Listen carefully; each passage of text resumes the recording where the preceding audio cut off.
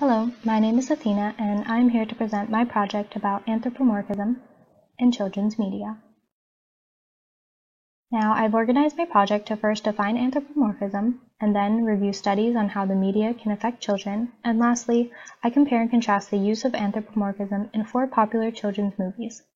By the end of the project, I hope to provide a better understanding of how anthropomorphism in media can affect children's views of animals. So what is anthropomorphism? As Professor Larry has defined, it is the attribution of human characteristics or behavior to non-human animals. So these are the same animals from the previous slide, but I'm going to provide examples of how they can be anthropomorphized. So a lot of times animals are seen walking on 2 legs instead of all 4, like Perry the platypus.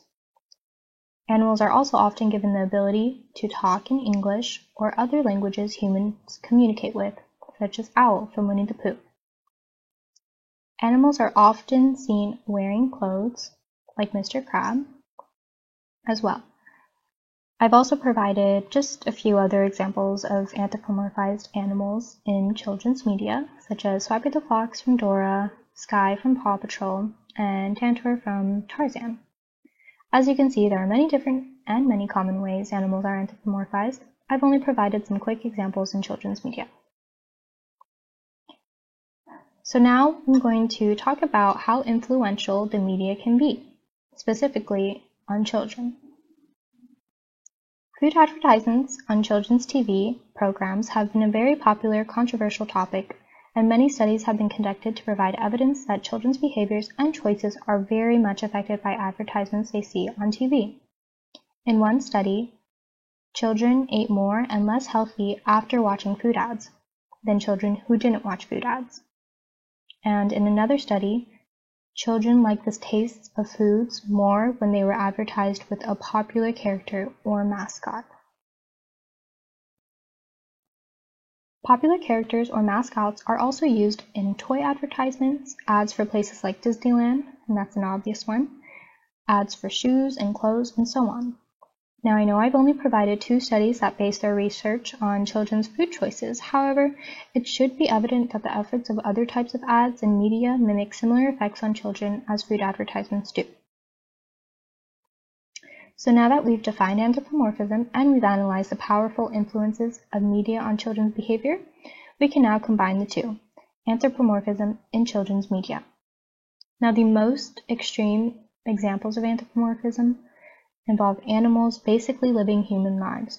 In other words, animals are walking on 2 feet, they're wearing clothes, living in houses, working a 9-to-5 job, and so on. These animals are really just humans. But why do creators choose animals to play their characters instead of just humans? We'll explore the answer to that question soon. And the least anthropomorphic examples would involve animals living in their natural environments, looking like their natural selves, but will engage in human behaviors here and there, such as talking, singing, and dancing the way humans do, or having thoughts that only a human would have.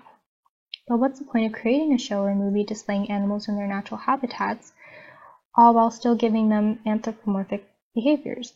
We'll also come up with an answer to this question soon. So I've decided to compare and contrast 4 very popular children's movies that each exhibit different degrees of anthropomorphism. I'll begin with the most anthropomorphic and most recent of the 4, Zootopia, then Madagascar, followed by Happy Feet, and I'll end with the least and earliest of the 4, The Lion King. Now, I tried to choose movies that not only had animals as their main characters, but also didn't have or minimally had humans. I was interested in how the portrayal of animals themselves can affect children's view of animals. I wasn't interested in seeing animals being used as pets or workers for humans. So I've used parts of the movies I felt were most important to bring up. They're all hour-plus long movies with many scenes and many details, so it'd be hard to select every piece of anthropomorphism in every movie, but I hope the more broadened approach I've taken on is still helpful in relaying my message. Now onto the first movie, Zootopia. So I've noted this movie as the most anthropomorphic of all 4 because of the fact that all the animals had jobs, they wear clothes, They walk on 2 feet instead of all 4, and they speak English. The animals lived in a world without humans, but essentially are the humans. The executive producer of this movie, John Lasseter, has stated that he wanted the filmmakers to create these animals to be evolved forms with human levels of intelligence. What does he mean by human-level intelligence? It's hard to think of an answer after we've learned from lecture that animals have displayed theory of mind, one example being the playback experiments with primates, and we've also learned that animals display a sense of empathy and fairness, all aspects of intelligence that humans used to believe that only they exhibited. In the movie, there were some aspects of natural animal behaviors and environments. For example, there was a snow district and a desert district and a jungle, and the animals belonging to those habitats in the real world belong to them in the movie. The narrator of the movie also emphasized the prey-to-predator ratio of the real world, which is for about every 10 prey, there is 1 predator. The movie actually used this as a backstory to the entire plot.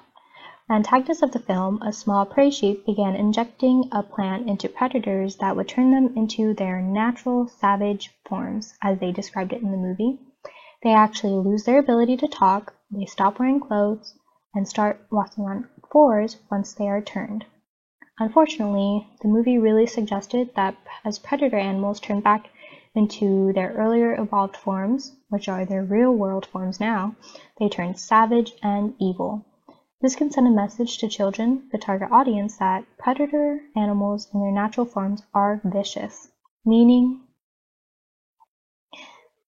Zootopia supports this idea of anthropocentrism. In Zootopia, animals are their best when they are at their most evolved form, which is very anthropomorphic and very human. Overall, the film displays an awesome message about human bias towards other humans, but not a great message about animals. Now for Madagascar. It is less anthropomorphic than Zootopia. The animals can be seen walking on all 4s most of the time. They don't wear clothes or anything, but there is still a lot of anthropomorphism in this movie with singing and dancing.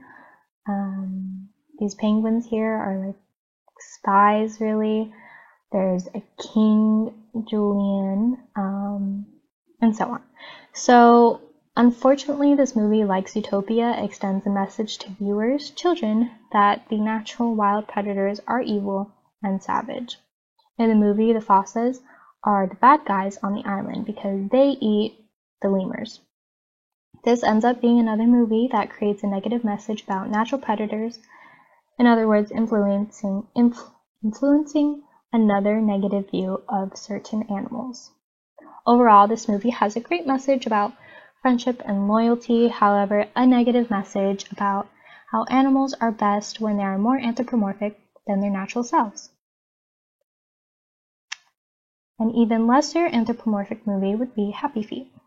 So the anthropomorphic aspects of this movie would be the singing and dancing and talking and having human thoughts and values as well.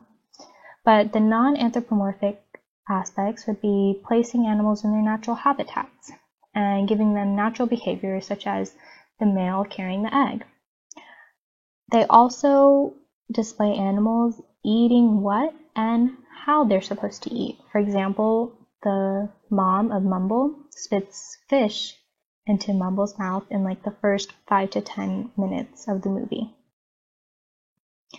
So the animals aren't displayed eating things they wouldn't normally eat, and they don't use utensils like seen in Zootopia and Madagascar. Something that I had not mentioned earlier for the previous movies was that predators in those movies were predators that children would most likely view as evil because of stereotypes commonly found in the media, such as foxes are sly. However, in Happy Feet, the predators they show, for example, the leopard seal, are usually seen as cute and innocent in the media compared to a fox or other natural predators. So for the movie to display them as actual predators, although seeming vicious, can be seen as a good lesson for children, which is animals, although usually seen as cute, do have to kill to eat in the wild, but that doesn't mean they're the bad guys. Now, Happy Feet provides a certain aspect of animals in captivity that Madagascar failed to touch on. From our lectures, we learned about zoochosis, which is the term for psychosis in captive animals. The World Atlas describes zoochosis as repetitive behavior pattern with no apparent goal or function. So once Mumble enters this penguin enclosure, this scene shows penguins staring off and not moving. We even watch a penguin scene out of it, describing the enclosure as penguin heaven and continuing to call Mumble by the name Dave. Eventually, Mumble starts staring off and exhibiting zoochosis himself. Zoochosis is a real thing animals in captivity go through, and displaying it in the movie can send a message about animal treatment. Happy Feet, although it has strong aspects of anthropomorphism that help relay a message of identity and acceptance, which are human value-based messages, also provides a better and more accurate depiction of the animals' lives, including behaviors and environments, which in turn helps relay a message about human impacts on real animals, which can make the viewer care more about the natural animal. So finally, we move on to The Lion King. It is the least anthropomorphic of all four because the animals are displayed most naturally. They are in their natural environments, no humans, they walk on all fours as they should, and they eat how and what they're supposed to eat, just like seen in Happy Feet. However, like all animal animated movies, there are still aspects of anthropomorphism, such as singing and dancing, speaking English, and having human thoughts and values. An important aspect of the movie that is very different from Zootopia would be that it provides a message about the circle of life.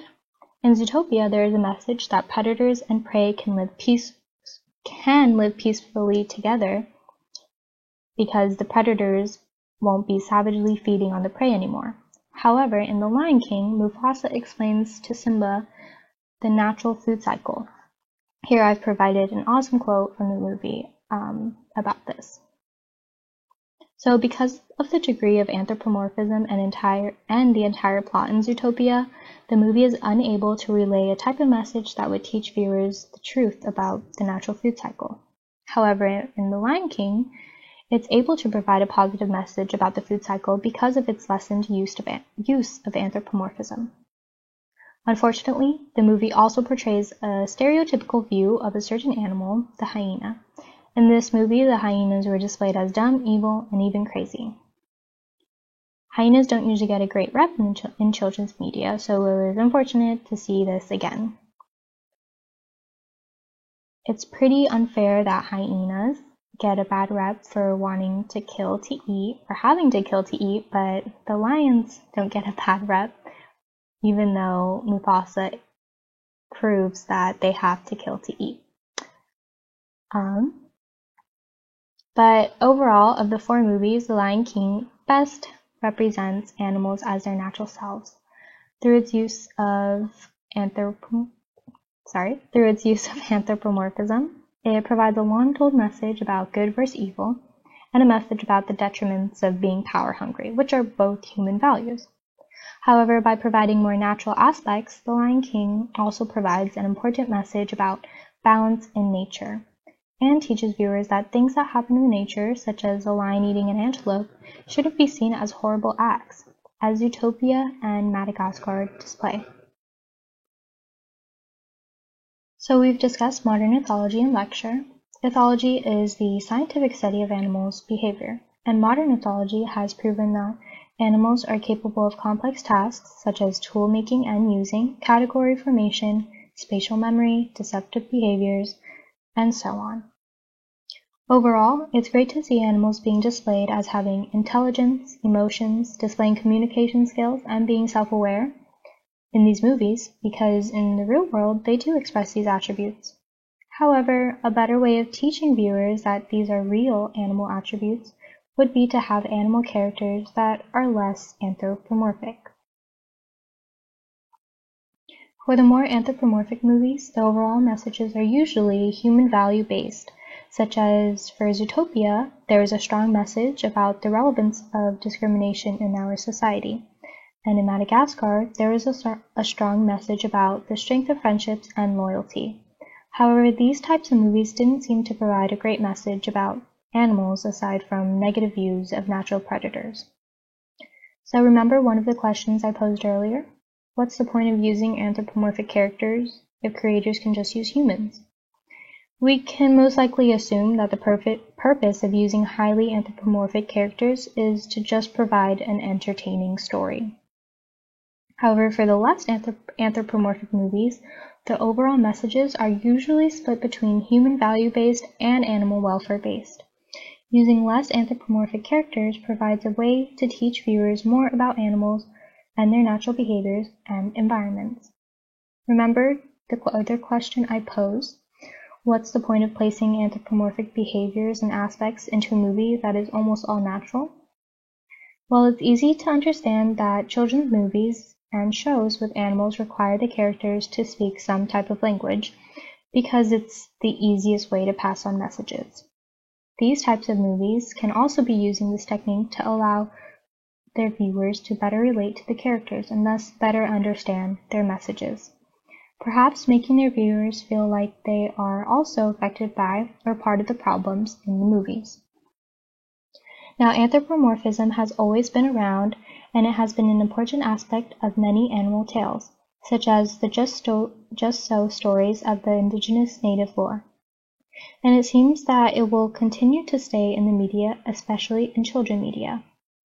Hopefully, there will be more movies that use lesser degrees of anthropomorphism to create more messages about helping the environment and all those living.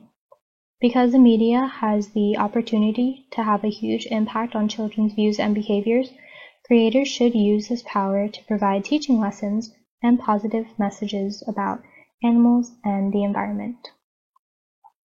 Now, I've shared my opinion on the topic, but I leave you with this question. Do you think the media should be in charge or play a role in teaching children these types of lessons? So thank you all for listening. These are my references. And again, I pose a question. Do you think the media should be in charge or play a role in teaching children these types of lessons about environment and animal welfare?